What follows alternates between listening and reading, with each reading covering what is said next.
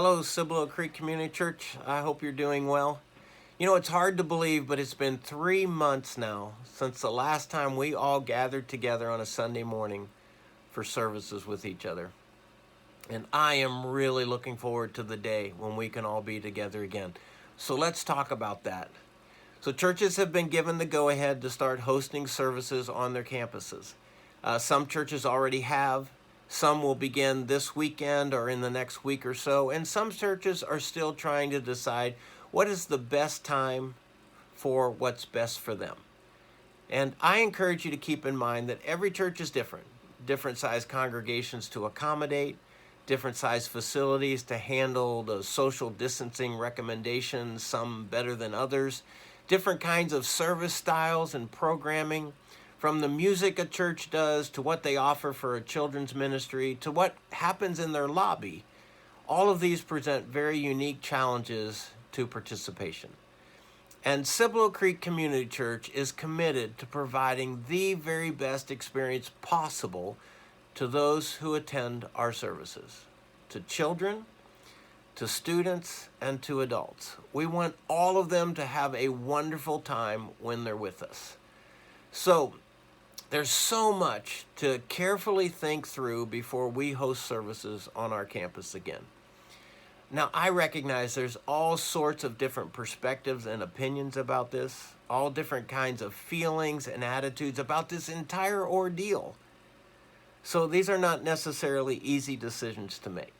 But I'm grateful for a talented and very intelligent group of people who've come alongside of me to help me sort this all out, start planning for our reopening and preparing for the big day.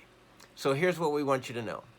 We have set a target date of opening our campus to host Sunday morning services again live on Sunday, July the 5th, the first weekend in July. And we're so excited to have this date to start working toward, with the understanding that all of us have to be willing to pivot if for any reason it proves unwise to do so at the time. We are considering the very best ways to ensure that everybody who wants to attend a service can, even if that means offering more than 2 service times. We are also committed to providing for families with children. And I'm excited for some of the creative ideas that are being discussed to provide a unique family worship experience on our campus once we get back together again. So throughout the month of June, we're going to continue to host our services online while we keep an eye on the situation in our community. Folks, the last thing that we want to do is contribute to a second wave of infections and the possible reclosing of businesses and activities. We don't want to be a part of that. We're here to help. So we'll do whatever we can as a church to continue to help our congregation and to help our community. So during the month of June, I invite life groups and Bible studies to start meeting together with one another. You can meet in homes and backyards and wherever you might find throughout our community where it's safe. So please start meeting together again and reconnecting with one another. I also want to invite everybody to participate in the survey that we've created to collect input from our entire church family. You can find that survey at our website, cibolocreek.com, right there on our homepage. It's the first banner that you'll see, and I really would love to hear from every one of you.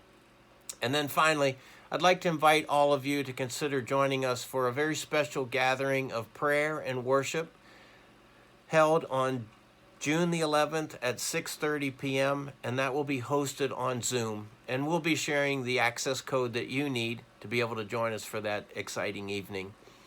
Now, I know, some of you have been ready to get back to normal since March, and I appreciate your enthusiasm and your confidence. We need that in times like this. But I want to ask you to channel your enthusiasm and your confidence by helping us to prepare to host our church family on our campus again. We could use your help.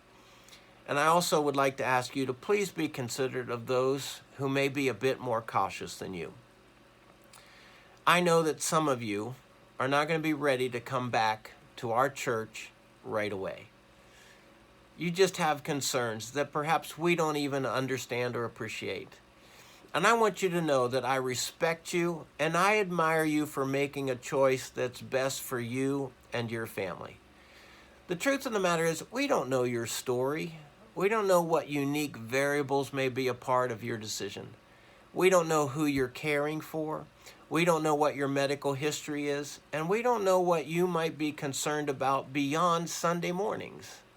So I just want you to know, we are going to continue to pray for you, to be of help to you in any way that we can, and we're going to anxiously look forward to your return when you're ready.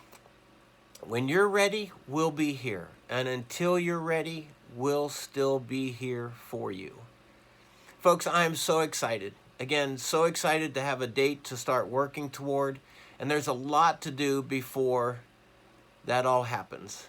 So let me ask you, would you pray for me and would you pray for our team as we prepare for your return?